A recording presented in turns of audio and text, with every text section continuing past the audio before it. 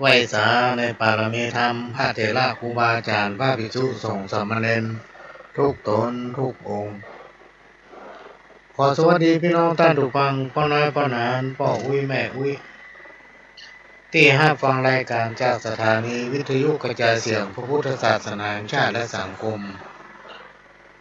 ขึ้นเพื่อการศึกษาพระพุทธศาสนาและวัฒนธรรม FM 104.50 เมกะเฮิรตซ์จากวัดไฟหินสถานีวิทยุวัดไฟหินนั้นเป็นของคนฟังผู้คนเป็นเจ้าของเนอะพี่น้องท่านผู้ฟังช่วงนี้อากาศมันเปลี่ยนตอนนี้ฝนตกถึงวันอ่ะมีย้างช่วยกันนะพี่น้องท่านผู้ฟังทนุบำรุงสถานีตามกำลังของไปของมันถ้าเวลาขึ้นไปตังวัดไฟหินก็ไปให้กำลังใจต้านผู้อำนวยการและก็เจ้าหน้าที่ของสถานีจะได้ฟังกันชัดเจนพี่น้องท่านผู้ฟังถ้าเอาทนุบำรุงถ้าไม่ได้ทนุบำรุงโซ่เรือดักปิ้งเดือดร้อนหายไปไหนก็เป็นประจำทุกวันพฤหัสคืนพฤหัสตั้งแต่เวลา3 ทุ่มถึง4 ทุ่มมาพบปะกับผมพ่อหลวงสว่างท่าดินจันทร์ประธานเครือข่ายกองทุนแม่ของดินจังหวัดเชียงใหม่และก็8 จังหวัดภาคเหนือ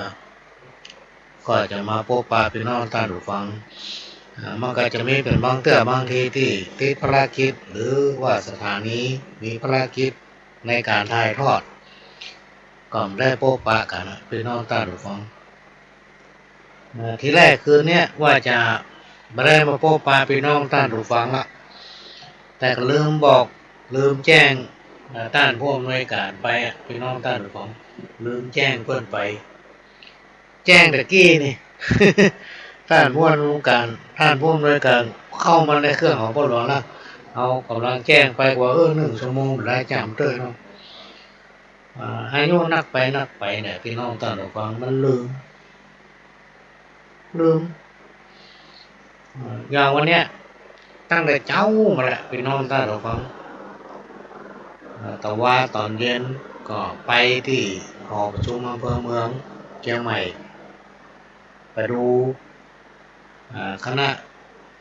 กรรมการชมรมกำนันผู้ใหญ่บ้านบรรจัดสถานที่แต่ว่าเมื่อเช้าวันนี้ตื่นเช้ามา7 โมงเกินก็ไปร่วมพิธีด้วยได้รับการประสานจากนายกของสมาคมชมรมกำนันผู้ใหญ่บ้านได้ประสานมาแล้วก็มอบหมายให้พ่อกำนันตำบลถึงผีเสื้อเนี่ยประสาน3 รอบนึงมองวันนี้ก็เลยจำเป็นต้องไปร่วมพิธีเปิดก็ปรากฏว่ามันเพิ่นเริ่มเวลา9 โมงป่ายพี่น้องท่านผู้ฟัง9 โมงป่ายใจมีไหนมีเบาแล้วนั้นเอาไปหารายการต้องได้ถามไว้ล่วงหน้าเนื่องจากว่าวันนี้วันที่10วันนี้เป็นวันกำนันผู้ใหญ่บ้านเป็นวันกำนันผู้ใหญ่บ้านวันนี้เพื่อนก็มีการทำบุญกันแล้วก็ชมรมกำนันผู้ใหญ่บ้านอำเภอเมืองนี่ดูเหมือนว่าไป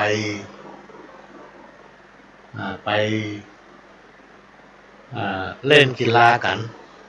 ร่วมกับผมหลายอำเภอมาออกกำลังกายในการเล่นกีฬาบอลบ้องตะก้อบ้องเปตองบ้องแล้วก็มีการตัดสินแต่ตรงนี้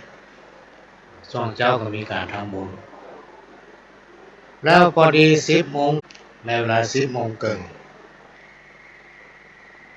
ตามที่ได้นัดหมายกันไว้กับสำนักงานพัฒนาชุมชนจังหวัดเนาะที่แรกก็ว่าเอาพ่อหลวงมาคนเดียวก็ได้เอาจะไปคนเดียวมันก็ไม่ดีก็เลยจำเป็นต้องประสานไปทางจังหวัดว่าปล่อยมีไผไปตัวข้องเปิ้นให้โอกาสให้เกียรติจังหวัดเชียงใหม่เอาไปเสวนาพูดง่ายๆก็คือเป็นเล่าเรื่องหมู่บ้านของทุนแม่ของดิน พี่น้องโดยทั่วไปเนี่ยได้รู้ว่าบทบาทของหมู่บ้านกองทุนแม่ของแผ่นดินเนี่ยมันมีความเป็นมาเป็นไปจะใดมันเกิดประโยชน์กับสังคมชุมชนนักน้อยขนาดไหนเนี่ยเมื่อ10 โมงที่ผ่านมาเนี่ยวันเนี้ยพี่น้องท่านผู้ฟังก็มีเวทีเสวนาโดยนะครับเกียรติจากท่านผู้อำนวยการสารนิเทศของสำนักงานพัฒนาชุมชนร่วมกับเจ้าหน้าที่ผู้ประสานแล้วก็ร่วมกับหลายฝ่ายพี่น้องท่านผู้ฟังฝากข้อมูลกันไปแต่ผมก็ออกจากห้องประชุมของอำเภอเมืองเวลาประมาณ10 โมงป่ายสักหน่อยนี่ฟังเทศน์ประทันจบดีสักกรรม เนื่องจากว่ามันเริ่มพิธีสายเกินไปก็เลยฟังออกมาแล้วก็ไปที่สถานีวิทยุที่กรมประชาสัมพันธ์ของจังหวัดเชียงใหม่เขาเนี่ยถนนจังการใกล้ๆกับแม่ละเด็กกลับมาถึงบ้าน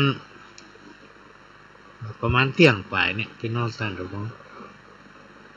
ก็ต้องได้มาเตรียมครัวเตรียมของเตรียมมันนั่นนี่เพราะว่าเขาลืมว่าวันนี้มีงานหลายอย่างหลายอันเริ่มตั้งแต่วามาแล้วก็ไปรับงานเพิ่น ที่อำเภอหางดงขอไปยกเสาเอกเสาโทนู่นกำว่าขอเขาไปช่วยยกพวกนี้จะเป็นต้องไปเตรียมครัวกันมาแล้วตอนนี้นะเตรียมครัวกันมาแล้วที่แรกว่าจะมาเข้ารายการแล้วก็ลืมบอกท่านผู้อำนวยการ มันก็จะได้ตะกี้เปิ้นพอเข้ามาในสถานเข้ามาในเครื่องเราละก็เลยว่าในกับปะพี่น้องท่านผู้ฟังเหตุกรรมนี่ก็อู้ย้อนไปถึงวันที่7วันที่8ที่ผ่านมาเนี่ยพี่น้องท่านผู้ฟังที่โรงแรมหลังตลาดรวมโชคก็ได้มีการประชุมร่วมกับคณะของผอ.ส่วนประสานพื้นที่ของปปส.ภาค 5ประชุมเชิงปฏิบัติการเตรียมความพร้อมที่จะเดินทางเข้าร่วมเปิ้นฮ้องว่ามหกรรมกองทุนแม่ของแผ่นดินปี2566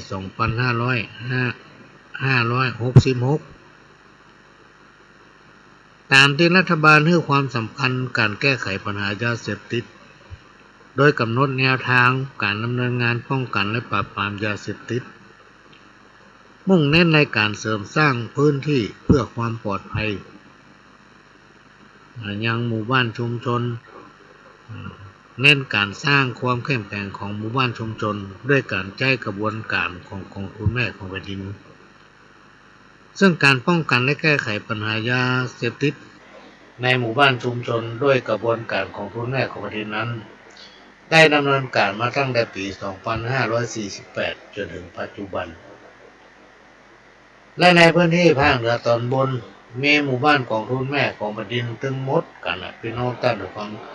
2,843 หมู่บ้านและที่เป็นหมู่บ้านต้นกล้าที่ได้รับพระราชทานเงินขวัญถุงของทุนแม่ของดินของแผ่นดินประจำปี 2566 จำนวนถึงหมดภาคเหนือตอนบนของเขาเนี่ยพี่น้องท่านผู้ฟังมีอยู่128หมู่บ้านรวมทั้งหมดก็จะมีหมู่บ้านของทุนแม่ของแผ่นดินภาคเหนือตอนบน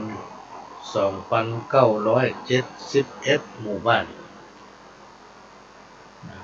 ก็เลยมีการประชุมเตรียมความพร้อมเมื่อวันที่7ที่8ที่ผ่านมาเนี่ยซึ่งจะได้เดินทางไปกรุงเทพมหานครก็จะเดินทางไปในวันที่16เนี่ยพี่น้องท่านผู้ฟังพุ่นไปถึงวันที่19หมายถึงว่า16ถึง19เนี่ยมีกรุงเทพพุ่นอาจจะกลับมาถึงบ้านก็ประมาณวันที่20เนี่ยประมาณนั้น ก็จะเป็นตัวแทนของจังหวัดเชียงใหม่ร่วมกับผู้แทนหมู่บ้านต้นกล้าของทุนแม่ของแผ่นดินร่วมกับท่านผู้ว่าราชการจังหวัดร่วมกับสำนักงานปปส.ภาค 5แล้วก็ร่วมกับสำนักงานพัฒนาชุมชนในส่วนประสานก็จะออกเดินทางกันพี่น้องท่านผู้ฟังไปกรุงเทพในปีนี้ได้รับพระมหากรุณาธิคุณโปรดเกล้าโดยองค์พระบาทสมเด็จพระเจ้าอยู่หัวและพระราชินีจะเสด็จมาพระราชทานเงินขวัญถุงของทุนแม่ของแผ่นดินคือการหมู่บ้านต้นกล้าวัตถุประสงค์ของกองทุนแม่ของแผ่นดินเนี่ยพี่น้องท่านผู้ฟังแต่เจ้านี่ได้ไปอัดเทปออกอากาศตามสถานีโทรทัศน์ NBC ช่อง11ในรายการมองเมืองเหนือเปิ้นก็จะออกอากาศทางสถานีโทรทัศน์ในวันพุธตั้งแต่เวลา 9:10 ถึง 10 โมงก็ได้ไปเกี่ยวกับปรัชญาแนวคิดของทุนแม่ของแผ่นดินของทุนแม่ของแผ่นดินซึ่งหมู่บ้านต้นกล้าหรือว่าหมู่บ้านของทุนแม่ของแผ่นดินทุกหมู่บ้านในจังหวัดเชียงใหม่เท่านั้นมีอยู่ถึงหมด672หมู่บ้าน672หมู่บ้านแล้วก็มีหมู่บ้านต้นกล้าทำ31หมู่บ้านตอนนี้31หมู่บ้านซึ่งหมู่บ้านต้นกล้าเนี่ยจะไปรับพระราชทานเงินขวัญถุงกองทุนแม่ของแผ่นดินที่กรุงเทพซึ่งเขาถือว่าเป็นเงินพระราชทานอันเป็นสัญลักษณ์แห่งพระมหากรุณาธิคุณเป็นล้นพ้นจึงถือเป็นเงินศักดิ์สิทธิ์เป็นเงินขวัญถุงในหมู่บ้านชุมชนเป็นจำนวนเงิน 8,000 บาทเนี่ยพี่น้องท่านฟังเปิ้นพระราชทานขึ้นมาเป็นเงินขวัญถุงโดยมีการเอาไปจ่าย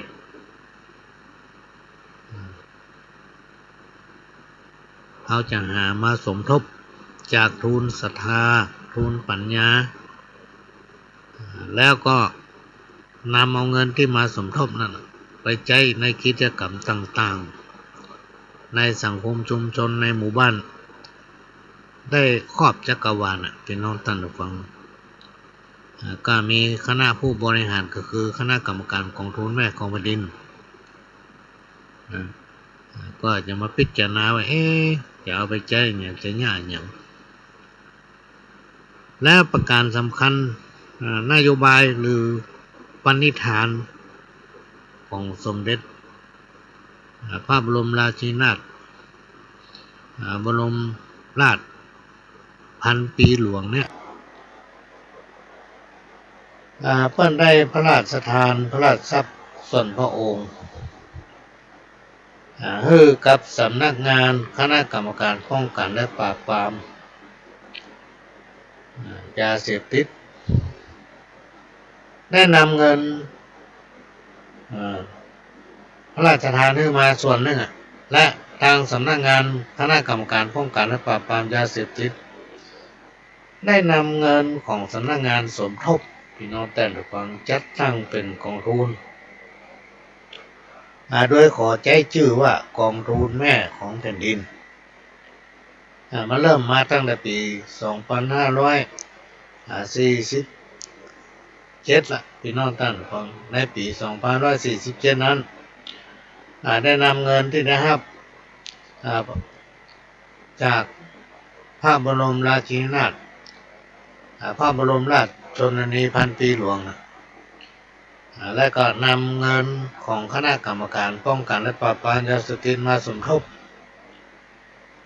มอบเพื่อหมู่บ้านจำนวน672หมู่บ้านพี่น้องท่านฟังและเชียงใหม่เขาเนี่ยก็มาเริ่มตั้งแต่ปี2547-48จนปัจจุบันนี้มีหมู่บ้านกองทุนแม่ของประเด็นทั้งหมดกัน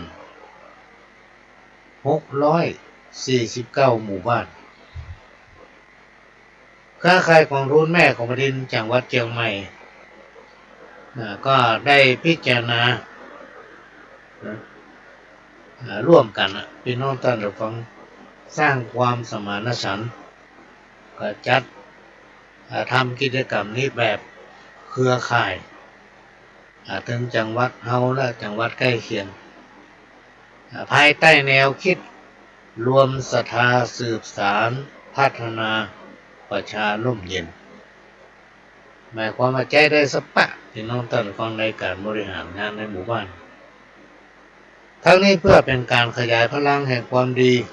ของคนในสังคมหมู่บ้านชุมชนนั้นๆให้กว้างขวางยิ่งขึ้นเพื่อเสริมสร้างกระบวนการด้านความคิดการแลกเปลี่ยนการรวมกลุ่มเพื่อให้เกิดการเรียนรู้และการตื่นตัวและมีความเข้มแข็งร่วมกันแก้ปัญหาของหมู่บ้านชุมชนโดยเฉพาะอย่างยิ่งปัญหายาเสพติดช่วยกันเฝ้าระวังป้องกันเพื่อมันเกิดขึ้นในบ้านของเราในสังคมของเราโดยเฉพาะเริ่มแรกก็จากครอบครัวของตนเองก่อนนอกจากนี้ยังสนับสนุนกิจกรรมการพัฒนาเศรษฐกิจแบบพอเพียงเพื่อการพึ่งพาตนเองพี่น้องท่านผู้ฟังและก็พึ่งพาซึ่งกันและกันและก็ยังสนับสนุนกิจกรรมการแก้ไขปัญหายาเสพติดในหมู่บ้านชุมชนเพื่อยั่งยืนต่อมาเนี่ยพี่น้องท่านฟังก็เลยมีการพัฒนาเป็นศูนย์เรียนรู้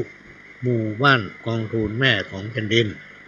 อันนี้เป็นที่มาของกองทุนแม่ของแผ่นดิน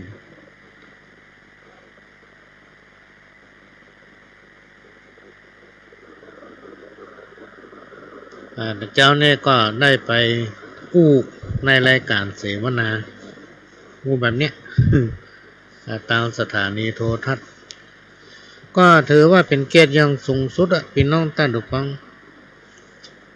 ที่ได้มีโอกาสเป็นตัวแทนของพี่น้องทำร้ายคนที่มีโอกาสได้ทำอย่างพ่อหลวงเนี่ยได้เข้าไปอู้ได้เข้าไปพบไปปะผู้รักผู้ใหญ่ถือว่าเป็นเกียรติสูงสุดแก่วงตระกูลของพ่อหลวงธาตุอินจันทร์เนี่ยก็ได้พยายามทุกวิถีทางและพี่น้องท่านผู้ฟังก็มีประเด็นคำถามว่าสมมุติว่าเรามีหมู่บ้านกองทุนแม่ของดินแล้วเราจะเนี่ยอย่างไรจะมีวิธีใดจะมีการไปประเมินผลอย่างใดถึงจะมีการคัดเลือกแล้วก็มาประกวดเป็นหมู่บ้านเหมือนที่ผ่านมาเนี่ยที่ผ่านมาเมื่อช่วงเดือนที่ผ่านมานี่ก็มีการประกวด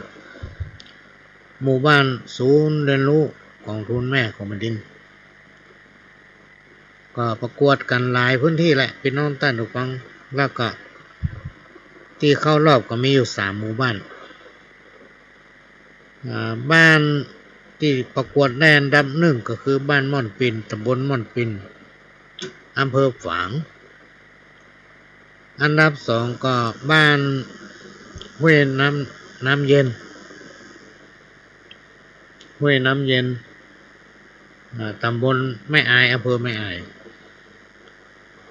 อันดับที่3ก็ได้แก่บ้านแพะขวางตำบลน้ำแพะอำเภอหางดงจังหวัดเชียงใหม่ในช่วงระยะเวลาหลายปีที่ผ่านมาเนี่ยพี่น้องท่านผู้ฟังเขาก็พยายามค้นหา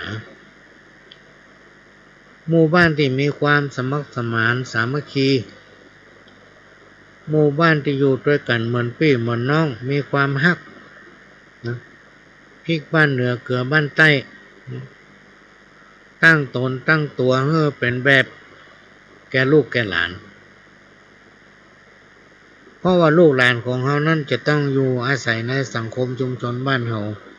ไปทำเมินพี่น้องตาดุกองก็ลองนึกว่าเติบเรียนเขาอายุตัวใดล่ะ เขาจะย่าอย่างไปเนี่ยพี่น้องตาดุกองในสิ่งที่มันบดีเนี่ยหรือเขาไปยึดติดอันนั้นอันนี้ที่มันแจ้ของเขาก็มาคำนึงว่าตอนนี้เขาอายุตัวใดแล้วมันเป็นความจริงที่เขาเลีกพ้นถึงบัดได้ก็คือสัจธรรมสัจธรรมคนเขาเนี่ยมีเกิดแล้วก็มีการแปรผันนะก็คือใหญ่ขึ้นมาเนี่ยใหญ่ไปจนเป็นผู้สูงวัยผู้สูงอายุสิ่งทั้งหลายเหล่านี้มันจะมีการเปลี่ยนแปลงไปเรื่อยๆในชีวิตของคนเขาในที่สุดมาคนเขาก็ต้องตายพี่น้องท่านผู้ฟังคืนร่างของตัวเองเนี่ยคืนร่างของตัวเก่าเนี่ยสู่ธรรมชาติเพราะฉะนั้นในโอกาสที่เรายังมีชีวิตอยู่เนี่ยเราสามารถทำอย่างได้พี่น้องท่านผู้ฟังที่จะเป็นแบบกับลูกกับหลานก็เร่งทำเพราะวันเวลามันบุยพี่น้องท่านผู้ฟังก็เดี๋ยวก็ค่ำก็เดี๋ยวก็แจ้งก็เดี๋ยวก็ค่ำก็เดี๋ยวก็แจ้งอันนี้ก็เป็นเรื่องที่นำมาเล่าให้ฟังจากประสบการณ์เก่าๆว่าวันนี้ไปไหนมาพ้องเนี่ยอย่างพ้องวันก็ไม่ค่อยได้ว่างพี่น้องท่านผู้ฟังช่วงนี้ก็ว่าจะมาฮับงานอย่างละเพราะว่าต้องเตรียมตัวเตรียมความพร้อมนอกจากตัวเขาจะเตรียมดูแลตัวเก่าแล้วเขาต้องไปดูแลคนอื่นพี่น้องท่านผู้ฟังเพราะมันนักล้ำนักเกินกำลังเขาเนาะอย่างจังหวัดเชียงใหม่เขาเนี่ยนักเหลือเพิ่นหมู่บ้านของทุนแม่ของประเด็นก็คือมีถึง649หมู่บ้านของเปิ้นถึง8จังหวัดภาคเหนือตอนบนพี่น้องท่านผู้ฟังต้องลองนึกย้อนไปต้องมีกี่อำเภอเปิ้นถึงโมนั่นมีอยู่2,843หมู่บ้านของครูแล้วก็ถึงทั่วประเทศนี่ก็หลายพันอยู่เนอะพี่น้องท่านผู้ฟัง หลักก็จะไปรวมกับที่เมืองทองนะแต่ละหมู่บ้านที่นะครับการคัดเลือกเพื่อเป็นบ้านต้นแบบเพื่อพัฒนาตนเองและก็พัฒนาครอบครัวถ้าเมื่อสังคมชุมชนนั้นเข้มแข็งหมู่บ้านกองทุนแม่ของประเด็นนี้ไม่ใช่ป้องกันแค่สิ่งเสพติดอย่างเดียวนะพี่น้องท่านผู้ฟังมันมีหลายหน่วยงานที่เราจะต้องหาวิธีบูรณาการหน่วยงานต่างๆเนี่ยเข้ามาร่วมค้นหาภูมิปัญญาพื้นบ้านพี่น้องท่านผู้ฟังที่มันมีอยู่เอาออกมาเนี่ยออกมาทำอย่าผู้หลวงไปทางแม่ริมเนี่ยไปหาหมู่บ้านหนึ่งอย่างบ้านหนองประมาณเนี่ยเปิ้นมีกกเนาะสัตว์อันนั้นคนห้องสัตว์อย่างสัตว์กะลาที่เปิ้นเอาไปตีเข้าตีเหนียวเปิ้นก็มาแปลงสัตว์ไผ่ที่มีต้นป้าต้นอย่างเปิ้นก็แปลงสลัดกันพี่น้องท่านผู้ฟังโอ้มันเขียมแซ่เป้าเขียมใบเป้าเปิ้นก็เอาไม้ไผ่ไม้สร้างที่มันออกตามข้างถนนหนทางเนี่ยมาจักพี่น้องท่านผู้ฟังเอามาแตนแซ่เป้าเป็นสลัดไม้ไผ่ ก็ลงเคยซื้อมาลองเตื้อนึงนะโอ้ปวดม่วนขนาดลองไปเถอะถ้าไปทางหนองประมาณนี้สิ่งไหนที่เพิ่นค้นคิดได้พี่น้องท่านฟังเพิ่นเอามาทำเพิ่นห้องว่า คิดค้นหาภูมิปัญญาพื้นบ้านแล้วเอามาทำเหมือนกับบ้านที่เราไปประกวดมาเนี่ยอย่างบ้านม่อนปินตำบลฝางอำเภอฝางเนี่ยพี่น้องท่านผู้ฟังในบ้านเพิ่นมีอย่างทุ่งอย่างครบวงจรเลยบางอย่างเนี่ยพี่น้องท่านผู้ฟังมันก็มีความจำเป็นที่ต้องใช้งบประมาณหรือว่าใช้สตางค์แต่ทำลายหลายอย่างเนี่ยพี่น้องท่านผู้ฟังมันว่าจำเป็นจะต้องใช้สตางค์เพราะใช้ภูมิปัญญาของคนเราเนี่ยคิดขึ้นมาสร้างมาขึ้นมาแล้วก็มาเนี่ยมาทำจะว่างก็ดีบ่ว่างก็ดีพี่น้องท่านผู้ฟังทำขึ้นมาจากภูมิปัญญาพื้นบ้านที่บ้านม่อนปินนี่มีครบวงจรเลยสิ่งที่เราต้องการและปรารถนาที่สุดเนี่ยพี่น้องท่านฟังต้องการหมู่บ้านที่อยู่ดีกินดีอยู่ดีมีสุขแม้นว่าฐานะจะประทัดแถมกันเนี่ยแต่เพิ่นก็มีความรักความสามัคคีช่วยเหลือเกื้อกูลกันนะถ้อยทีถ้อยอาศัยคนหาภูมิปัญญาพื้นบ้านรวมตัวรวมกลุ่มและมีการบูรณาการจากวัด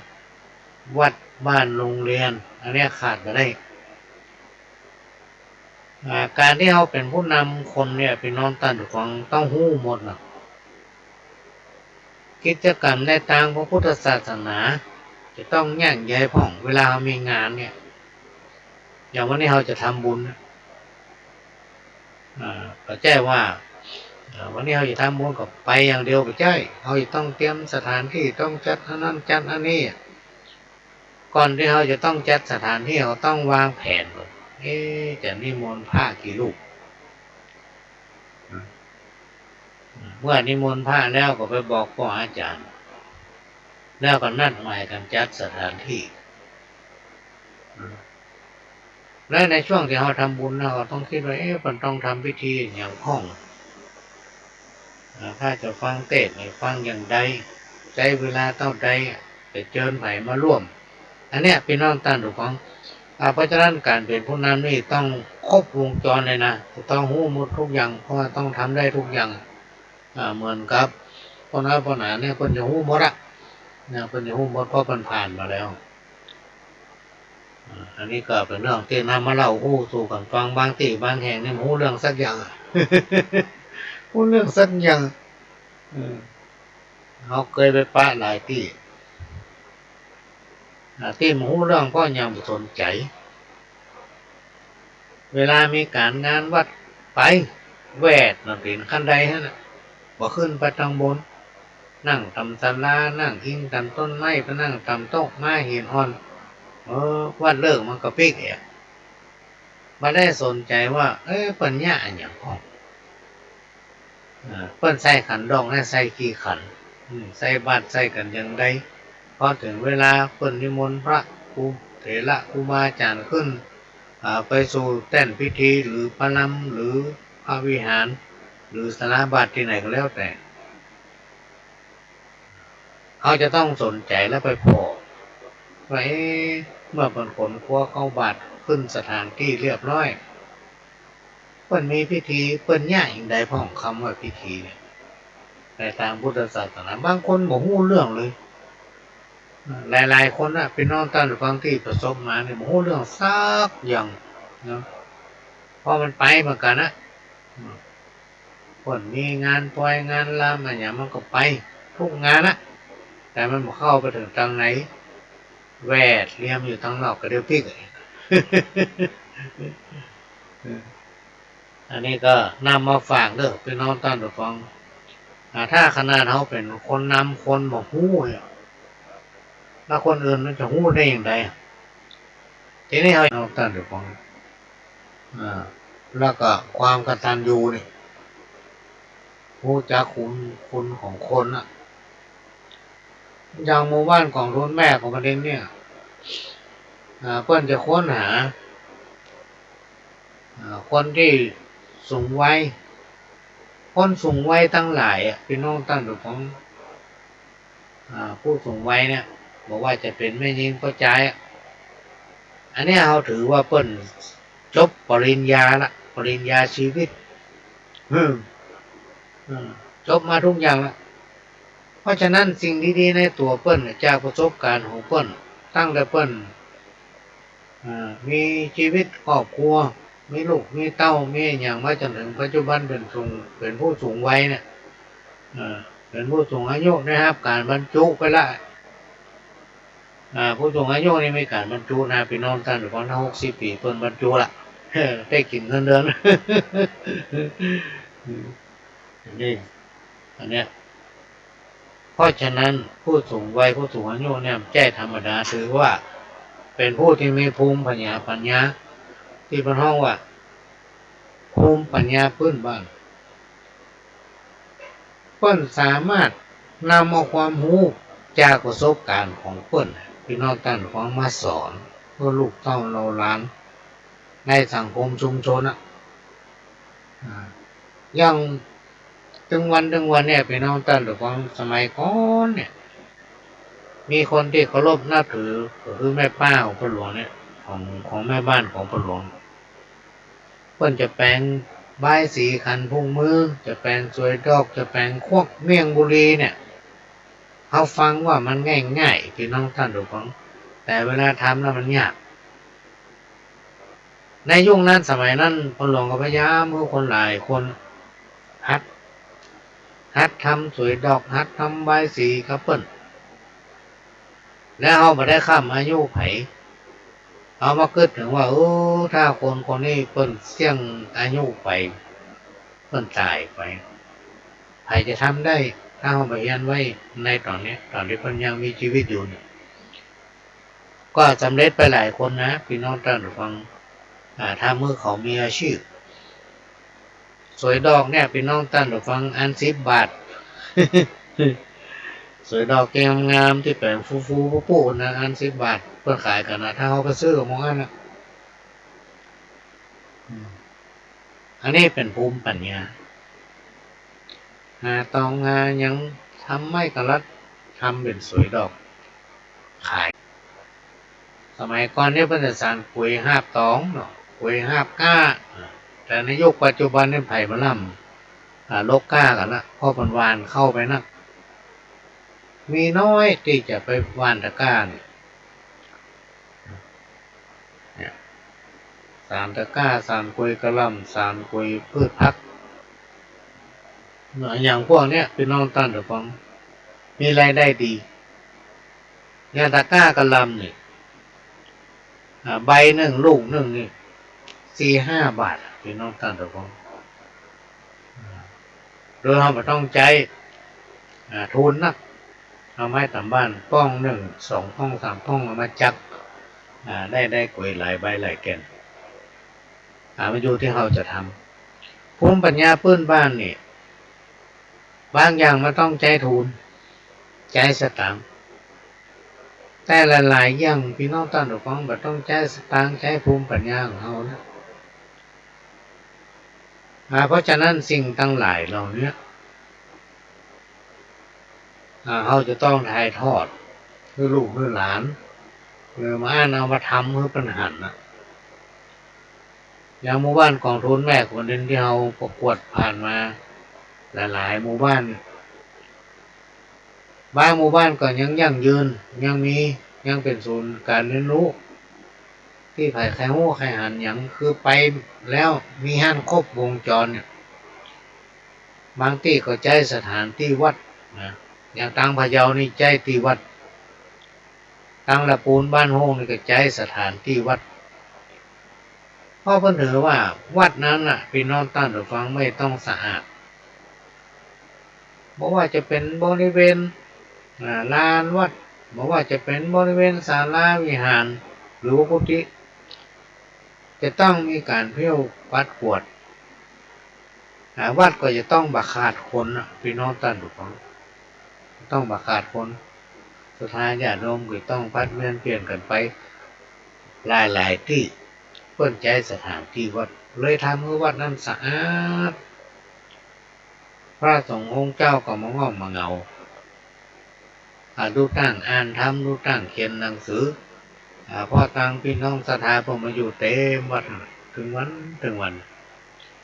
บอกว่าจะเป็นกลุ่มออมทรัพย์บอกว่าจะเป็นกองทุนเงินล้านบอกว่าจะเป็นกลุ่มอสมกลุ่มรถบาทสตรีกลุ่มแม่บ้านอะไรอย่างสัปะพี่น้องท่านฟังเพิ่นจะรวมอยู่กันที่วัดนะรวมอยู่กันที่วัดโดยความอุปถัมภ์คือการอนุเคราะห์โดยพระเถระครูบาอาจารย์เจ้าวัดนั้นนะจนเป็นหมู่บ้านต้นแบบเป็นห้องหมู่บ้านกองทุนแม่ของแผ่นดินต้นแบบที่สามารถเวลาแข่งบ้านแข่งเมืองผู้รักผู้ใหญ่ในบ้านในเมืองหรือว่ามาจากต่างประเทศสามารถเข้าไปพอไปเอวได้มีอันหมดทุกอย่างในหมู่บ้านนั้นวันนี้บ้านพ่อหลวงนี่เคยทำพี่น้องท่านผู้ฟังฝรั่งนี่มากันนักขนาดเลยแล้วเขาชอบอย่างเรือเปิ้ลเนาะฝรั่งนี่เขาชอบแปลงสวยดอก มันงามดีว่ะชอบแปลงสวยดอกก็ตัดจ่อตัดตุงนี่ตัดตุงใส่หมูนี่ฝรั่งชอบขนาดถ้าทำได้สักอย่างใดอย่างหนึ่งเนี่ยโอ้หวดกันอยู่ฮะอันนี้ตอนนี้เอาก็ค้นหาหมู่บ้านที่มีความพร้อมหมู่บ้านที่มีความเข้มแข็งแล้วก็มีอย่างทุกอย่างฝังอยู่ในหมู่บ้านในชุมชนนั้นถ้าพร้อมพี่น้องท่านฟังก็สามารถแจ้งมาได้แจ้งได้ที่ไหนแจ้งได้ทุกอำเภอที่สำนักงานพัฒนาชุมชนมันจะมีทุกอำเภอบนอำเภอน่ะพี่น้องท่านทุกคนว่าห้องพัฒนาชุมชนมีไหนหรือท่านก็มาศาลาการขึ้นไปที่ห้องสำนักงานพัฒนาชุมชนไปแจ้งไปเลยเพราะบ้านกับผมมีความพร้อมที่สนับสนุนเนี่ยมีความพร้อมที่จะรับการชี้แนะที่รับโครงการนั้นนี่ไปปฏิบัตินอกจากจะมีสำนักงานพัฒนาชุมชนแล้วพี่น้องท่านฟังหลายๆสำนักงานหลายๆหน่วยงานโดยเฉพาะปวสนี่ในปีนี้ปวสได้มอบทุนคืนสังคมเมื่อกับคนดีและได้ฮื้ออาชีพเขามาหลายทุนพี่น้องท่านทุกคนลาบหลวงก็ไปดูละไปเอวแผวปูนบ้านตุ้งหัวจ้างบ้านตุ้งหัวจ้างบ้านฮงลี่อย่างเนี้ยไปดูบ้านที่เป็นได้รับทุนไปโอ้น่าประทับใจพี่น้องท่านผู้ฟังที่มาประทับใจน่าที่สุดนี่ก็คือบ้านฮงเนี่ยบ้านนั้นถึงบ้านปลูกมะม่วงเหมือนกันหมดพี่น้องท่านผู้ฟังมะม่วงพันธุ์นะโอ้มันมีหลายหลักพันพี่น้องท่านผู้ฟังหน่วยได้ก็มีอันหมดบ้านนั้นถึงบ้านพี่น้องท่านฟังเป็นบ้านศูนย์เรียนรู้กองทุนแม่ของแผ่นดินเกี่ยวกับผลิตภัณฑ์มะม่วง ไม่ใช่มะม่วงธรรมดาส่งออกนอกนะพี่น้องท่านฟังขายไปต่างประเทศพุ่นทุกปีเพราะบ้านนั้นถึงบ้านเลยไปบ้านหลังแรกก็มีกระต้นมะม่วงจะต้นสูงนะหมอกทั่วหมอเนี่ยน้อยบรุ่นบจุนถึงเวลามันแก่งอมมาดีขายนะบ่อยเพิ่นก็เก็บถึงบ้านพี่น้องท่านผู้ฟังรถเทรลเลอร์สัก5 กันยังบรรทุกไปเชียงเลยส่งขายต่างประเทศเนี่ยเกิดจากที่เพิ่นได้ทุนจากหน่วยงานราชการที่มีการบูรณาการหน่วยงานต่างๆเนี่ยเข้ามาฟื้นฟูหมู่บ้านของตนเองนะทำเพื่อสังคมชุมชนนั้นมีอาชีพอยู่เย็นเป็นสุขเพราะฉะนั้นเงินควรถุงกองทุนแม่ของแผ่นดินที่สมเด็จพระนางเจ้าพระบรมราชินีนาถพระบรมราชชนนีพันปีหลวงท่านได้พระราชทานพระราชทรัพย์ส่วนพระองค์ พื่อสำนักงานคณะกรรมการป้องกันและปราบปรามยาเสพติดซึ่งทางสำนักงานคณะกรรมการป้องกันและปราบปรามยาเสพติดได้นำเงินของสำนักงานส่วนหนึ่งมาสมทบแล้วขอแจ้งชื่อว่ากองทุนแม่ของแผ่นดินเป็นทุนที่หมู่บ้านต้นกล้าหรือหมู่บ้านกองทุนแม่ของแผ่นดินเนี่ยเอาไปตั้งต้นเป็นควนถุงในการตั้งต้นให้ทำความดีนะตั้งต้นแห่งความดีเพื่อขยายพลังความดีในคนสังคมในบ้านชุมชนให้กว้างขวางนักขึ้นเพื่อเสริมสร้างกระบวนการด้านความคิดการแลกเปลี่ยนการรวมกลุ่มเพื่อการเรียนรู้การตื่นตัวและมีความเข้มแข็งนะนอกจากมีความเข้มแข็งแล้วเพื่อเกิดความสมัครสมานก็คือความฮักสามัคคีในหมู่คณะในสังคมชุมชนสมมติว่าผัวมาร่วมปิ๊กไปเป็นตัวอย่างให้เมียถ้าเมียมาร่วมปิ๊กไปเป็นตัวอย่างให้ผัวเมื่อถึงสองผัวเมียเข้าใจแล้วกระทำตนเองให้เป็นตัวอย่างกับลูกนะเมื่อครอบครัวของเราพอไปได้แล้วพี่น้องกันของเขาก็แนะนำครอบครัวข้างเคียงขยายผลไปนะสิ่งที่เราจะต้องทำก็คือทำความดีงามเนี่ยไว้ให้ลูกของหลานนะเพราะว่าเราไปอยู่กับเขาเท่า เต้าเขาตายในที่สุดเราต้องตายก่อนเขาเพราะฉะนั้นเราต้องส่งเสริมให้เขาได้มีการเรียนรู้หลายๆด้านหลายๆอย่างพี่น้องท่านผู้ฟังเขาทั้งหลายเนี่ยจะสืบสานหีบห้อยประเพณีหรือว่าวัฒนธรรมหรือว่าอย่างต่างๆจากพ่อจากแม่จากปู่ย่าตายายเหมือนเขาสืบสานตามมาตั้งแต่วันเนี้ยคนตะกอนแม้ว่าเพิ่นจะล้าสมัยเพิ่นจะบัดทันสมัยเพิ่นมาหันสิ่งอย่างที่เป็นสมัยอย่างถึงวันเนี่ยในยุคนั้นแต่เพิ่นมีการปฏิบัติตัวตนอยู่ในสังคมชุมชนที่ม่วนพี่น้องท่านของสมัยก่อน30-50 ปีที่ผ่านมาเนี่ยโอ้ยบ้านเฮาเมืองเฮามันม่วนแท้ๆเลย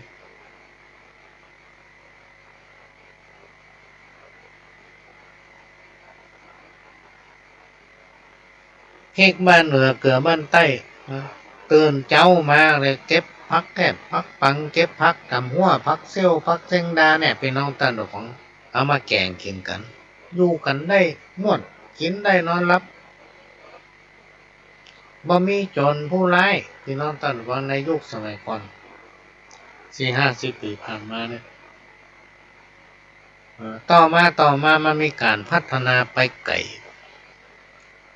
สังคมชุมชนแต่ละบ้านนี่ก็เพิ่มขยายคนนักขึ้นพี่น้องท่านของปัญหาสังคมมันเลยเกิดเมื่อปัญหาสังคมมันเกิดเนี่ยเขาจะเนี่ยอย่างใดให้มันลดน้อยลงอย่างที่มันเดือดร้อนนักตอนเนี้ยคือยาเสพติด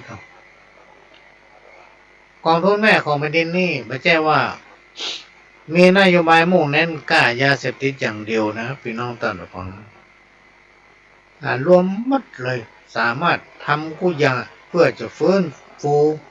สภาพของสังคมชุมชนนั้นเพื่อเป็นต้นแบบแก้สังคมชุมชนอื่นๆนะอันนี้เป็นสิ่งที่เราจะต้องร่วมกันทำพี่น้องท่านผู้ฟังถ้าใครคิดทำดีครูบาอาจารย์บอกมันก็จะได้ดีทั้งยังเป็นการเสริมเพิ่มเมตตาบารมีให้กับตัวเก่าไปที่ไหนไปก็ชอบไปที่ไหนไปก็ฮักพี่น้องท่านผู้ฟังเพราะฉะนั้นก็ขอเชิญพี่น้องท่านผู้ฟังเลิกในเทศกาลเข้าพรรษาในปี2566ซึ่งผ่านมาเนี่ยผมคิดวันที่ผ่านมาเนี่ย วันที่หนึ่งสิงหาเนี่ยวันเข้าพรรษาก็ช่วยกันรณรงค์จักจงรอนลูกเต้าเราหลานเข้าวัดเข้าวาพี่น้องท่านผู้ฟังโดยนำเอาวิถีพุทธนำเอาวิถีธรรมนำเอาธรรมะเข้าสังคมชุมชนเพื่อได้เขาจะต้องปลูกฝังเขาตั้งแต่น้อยละพี่น้องท่านผู้ฟังลูกเต้าเราหลานมันเขาฟังจู่ๆจะเฮ่อรอนไปนั่งฟังธรรมมันถึงฟังขนาดคนใหญ่เนี่ยถ้าอยู่รวมกันหลายๆคนเนาะเพิ่นก็เตะทำตั้งหลังมันก็อู้กันทั้งก้นคนนอนอันเนี้ยเขาเนี่ยจะต้องเป็นคนนำเขาอ่ะพี่น้องท่านผู้ฟังต้องเป็นคนนำเขาเนอะเพื่อเขาจะได้รู้เมื่อเขานำเอาวิถีพุทธวิถีธรรมเข้าสังคมชุมชนแล้วพี่น้องท่านผู้ฟังในที่สุดเขาจะเกิดความรู้ความเข้าใจ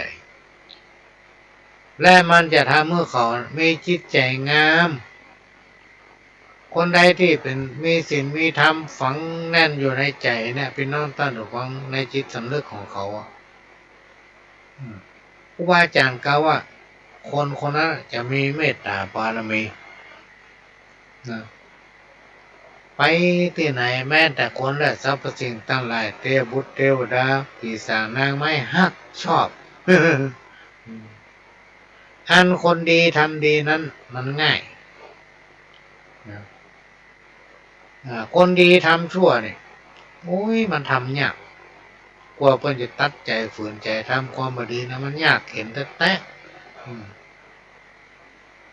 ก็เหมือนกับคนชั่วเนี่ยพี่น้องท่านฟังคนบดีจะทำดีนะมันก็ยากเหมือนกันนะเพราะฉะนั้นสิ่งทั้งหลายแล้วเนี่ยพี่น้องท่านฟังเราต้องมาพิจารณาเพราะว่ามันไม่ใช่มีก็เฮามีลูกมีหลานมีครอบครัวมีญาติกาพี่น้องเนี่ยเขาจะต้องช่วยกันส่งเสริมพี่น้องท่านของในสังคมชุมชนรวมกันทั้งครอบครัวของเขาไปถึงลูกถึงหลานเพื่อเขาเป็นคนดีในสังคมชุมชนนะจะไปหู้บดีก้าวกรรมบดีเพื่อมีสัมมาคารวะหู้จักติดตามที่สูงเนี่ยพี่น้องท่านฟังคนเฒ่าแก่เป็นว่าบุญจะเฮ้อคุณต่อเมื่อผู้เฮ้อลืมไปแล้วหรือว่าลมปากของคนเฮาเนี่ยเมื่อมีโอกาสทำดีก็ต้องพยายามทำดีการทำดีเนี่ยพี่น้องท่านฟังจะไปให้มันเด่นจนเกินไปถ้ามันเด่นนักไปความดีก็วิ่งหายได้เหมือนกันนะครูบาอาจารย์เพิ่นกล่าวไว้ว่าถ้าเราอยากชั่วดีหมายถึงว่าถ้าเราอยากเราแยกเอาความบดีและความดีออกจากกันมันแยกไม่ได้ว่าครูบาอาจารย์บอกว่ามันจะต้องอยู่คู่กันมันกับกายกับใจของเขาเพราะฉะนั้นควรเพิ่มปริมาณความดีให้นักขึ้นต้องเอาดีออกมาให้เขาหันบ่ใช่เอาเด่นออกมาอวดดีอวดได้แต่จะไปเอาเด่นมาอวดถ้าเอาเด่นมาอวดในเดียวเป็นภัยกับตัวเก่า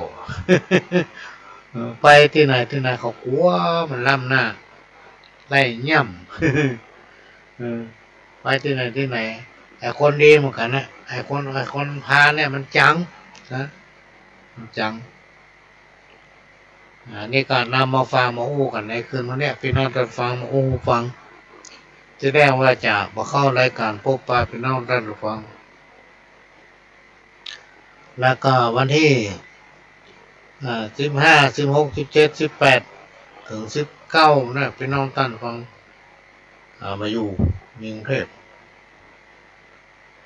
ช่วงหน้าก็อาจจะไม่ได้ปะพี่น้องท่านฟัง